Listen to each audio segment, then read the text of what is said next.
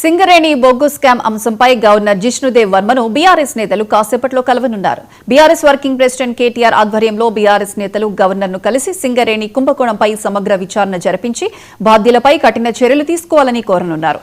సింగరేణిలో జరిగిన అవినీతికి సంబంధించిన ఆధారాలు, వివరాలతో కూడిన సమగ్ర నివేదికను గవర్నర్కు అందిస్తారు.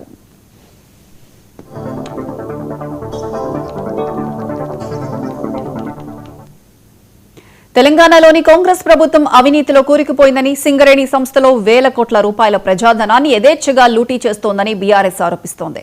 ఇక సింగరేణి వంటి ప్రతిష్టాత్మక సంస్థలో జరిగిన ఈ భారీ కుంభకోణంలో సీఎంతో పాటు వారి కుటుంబ సభ్యులు, డిప్యూటీ సీఎం, పలువురు మంత్రులు నేరుగా భాగస్వామ్యులయ్యారని బీఆర్ఎస్ ఆరోపిస్తోంది.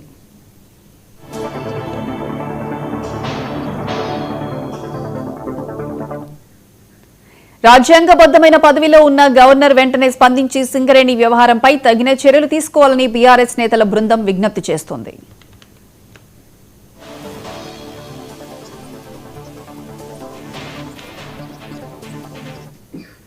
సింగరేణి బొగ్గు స్కామ్ అంశంపై గవర్నర్ జిష్ణుదేవ్ వర్మను బీఆర్ఎస్ నేతలు కాసేపట్లో కలవనున్నారు. బీఆర్ఎస్ వర్కింగ్ ప్రెసిడెంట్ కేటీఆర్ ఆధ్వర్యంలో బీఆర్ఎస్ నేతలు గవర్నర్ను కలిసి సింగరేణి కుంభకోణంపై సమగ్ర విచారణ జరిపించి బాధ్యులపై కఠిన చర్యలు తీసుకోవాలని కోరనున్నారు.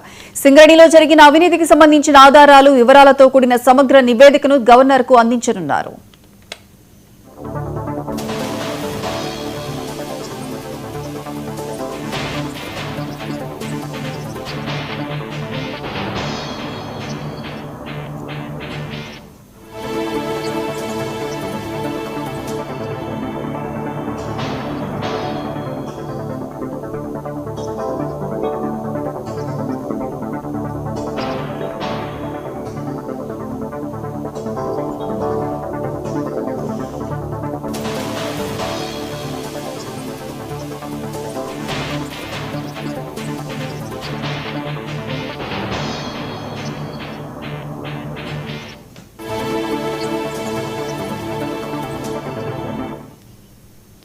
తెలంగాణలోని కాంగ్రెస్ ప్రభుత్వం అవినీతిలో కూరుకుపోయిందని, సింగరేణి సంస్థలో వేల కోట్ల రూపాయల ప్రజాధనాన్ని యథేచ్ఛగా లూటీ చేస్తోందని బీఆర్ఎస్ ఆరోపించింది.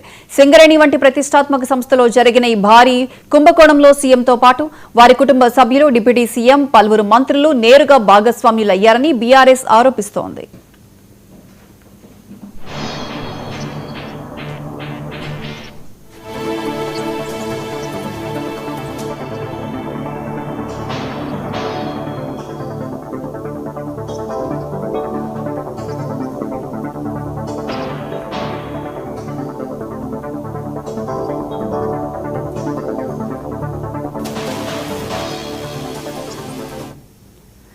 రాజ్యాంగబద్దమైన పదవిలో ఉన్న గవర్నర్ వెంటనే స్పందించి సింగరేణి వ్యవహారంపై తగిన చర్యలు తీసుకోవాలని బీఆర్ఎస్ నేతల బృందం విజ్ఞప్తి చేయనుంది. ఇక దీనికి సంబంధించి పూర్తి అప్డేట్స్ మా స్పెషల్ కరెస్పాండెంట్ తేజ లైవ్ లో అందిస్తారు. తేజ, ప్రియాంక, మనం చూస్తూనే ఉన్నాం ఈ ఫోన్ ట్యాపింగ్ చేసే వ్యవహారంలో ఇప్పటికే బీఆర్ఎస్ పార్టీ నాయకులు అనేటువంటి వాళ్ళు ఒక్కొక్కరిగా కూడా పిలిచి విచారిస్తున్నటువంటి పరిస్థితి మనం చూస్తూనే ఉన్నాం. ఇదే ఒక హాట్ టాపిక్ గా తెలంగాణ రాష్ట్రంలో మారితే ఇంకా మరింత సంచలనంగా కూడా, అంటే బీఆర్ఎస్ పార్టీ కూడా అదే తరహాలో ఇటు కాంగ్రెస్ పార్టీ పైన దూకుడు ప్రదర్శిస్తుంది అన్నట్టుగానే చెప్పాలి. ఎందుకంటే కాంగ్రెస్ పార్టీ ఇటు సింగరేణి వ్యవహారంలో ఏ విధంగా కూడా కుంభకోణం జరిగింది, ఏ విధంగా వీటన్నిటికీ సంబంధించి అడ్డుకట్ట వేయకపోతే ఇంకా మరింత తెలంగాణ రాష్ట్రం తీవ్రంగా నష్టపోయేటువంటి పరిస్థితులు ఉంటాయి అనేటువంటి విధంగా ఈ కోణంలో కూడా ఇటు గవర్నర్ కు ఫిర్యాదు చేయడానికైతే ఈ రోజు బీఆర్ఎస్ పార్టీ నేతల బృందం ఇక్కడికి రాబోతుంది. కేటీఆర్ ఆధ్వర్యంలో బీఆర్ఎస్ పార్టీకి సంబంధించినటువంటి ఎమ్మెల్యేలు, ఎమ్మెల్సీలతో పాటు రాజ్యసభ సభ్యులు కూడా ఇక్కడికి రాబోతున్నారు, ఇక్కడికి చేరుకోబోతున్నారు. ఈ రోజు గవర్నర్ 5 గంటలకు వారికి అపాయింట్మెంట్ ఇచ్చినటువంటి నేపథ్యంలో, అంటే బీఆర్ఎస్ పార్టీ ఇప్పటి వరకు సేకరించినటువంటి ఆధారాలు ఏవైతే ఉన్నాయో, లేదంటే ఇటు వీటికి సంబంధించినటువంటి ఈ సింగరేణికి సంబంధించినటువంటి ఈ బొగ్గు విషయంలో జరిగినటువంటి ఈ నైనిక్ కోల్ మైన్ కి సంబంధించినటువంటి జరిగినటువంటి అవకతవకల విషయంలో ఏమేమి ఆధారాలు అయితే బీఆర్ఎస్ పార్టీ దగ్గర ఉందో ఆ ఆధారాలన్నింటి కూడా ఇటు గవర్నర్ జిష్ణుదేవ్ వర్మ ముందు అయితే ఉంచబోతున్నారు. వీటన్నిటితోటి ఖచ్చితంగా చర్యలు తీసుకోవాలి. కాంగ్రెస్ పార్టీ పూర్తి స్థాయిలో ఈ విధంగా కూడా తమ పైన ఒక కక్షపూరితమైనటువంటి వ్యవహార శైలిలో వ్యవహరిస్తుంది. కాబట్టి దీనిపైన అదేవిధంగా తెలంగాణ రాష్ట్రం పట్ల పూర్తి స్థాయిలో జాగ్రత్త వహించకపోతే తెలంగాణ రాష్ట్రం చాలా అడుగడుగున నష్టపోయేటువంటి ప్రమాదం ఉంటుంది. ఇప్పటికే కుంభకోణాలతో ఈ బొగ్గు కుంభకోణంతో తీవ్రంగా తెలంగాణ రాష్ట్రం నష్టపోయింది. కాబట్టి దీనిపైన చర్యలు తీసుకోవాలంటూ కూడా గవర్నర్ ను వారు కోరేటువంటి అవకాశం కనిపిస్తుంది. ఇందులో భాగంగానే ఈ రోజు మరి కాసేపట్లో అయితే బీఆర్ఎస్ పార్టీకి సంబంధించినటువంటి ఎమ్మెల్యేలు ఎమ్మెల్సీలు ఇక్కడికి చేరుకోబోతున్నారు. ఇప్పటికే ఒక్కొక్క నాయకులు ఇక్కడ చేరుకుంటున్నారు. ఇంకా మరి కాసేపట్లో కేటీఆర్ తో పాటు మరికొంతమంది నేతలు కూడా చేరుకోబోతున్నారు. సరిగ్గా 5 గంటలకైతే గవర్నర్ జిష్ణుదేవ్ వర్మతో బీఆర్ఎస్ పార్టీ నేతలు భేటీ అవుతారు. కాంగ్రెస్ పార్టీ అవలంబిస్తున్నటువంటి వైఖరి పైన ఫిర్యాదు చేయబోతున్నారు అన్నట్లుగానే మనం చెప్పాలి. తేజ చెప్పండి, ఒక పక్క ఇటు సంతోష్ రావు సిట్ విచారణ అయితే కొనసాగుతోంది, మరో పక్క ఇక్కడ బీఆర్ఎస్ నేతల బృందం గవర్నర్ ని కలవబోతున్నారు. ఏదైతే సింగరేణి అంశంలో కుంభకోణం జరిగిందని ఆరోపిస్తున్నారో దానికి సంబంధించి విచారణకు ఆదేశించడానికి వారైతే బయలుదేరుతున్నారు. దీనికి ఏ విధంగా చూడాలి ప్యారలల్ గా ఈ రెండు అంశాలను? ఖచ్చితంగా ప్రియాంక, ఎందుకంటే ఇదే విధమైనటువంటి చర్చ ఇప్పుడు రాష్ట్ర వ్యాప్తంగానే జరుగుతుంది.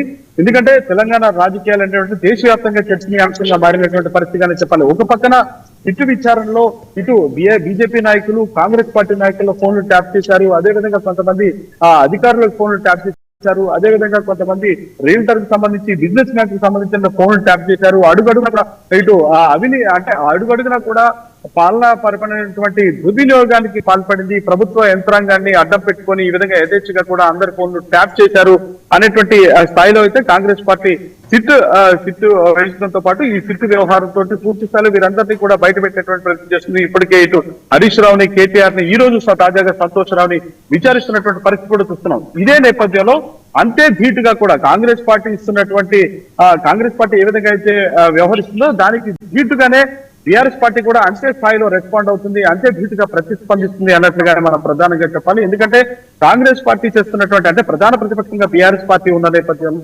కాంగ్రెస్ పార్టీ ఏ విధమైనటువంటి వైఖరి అవలంబిస్తుంది, ఎలాంటి హామీలు ఇచ్చింది, హామీల వైఫల్యం ఏ విధంగా చెందింది, అదేవిధంగా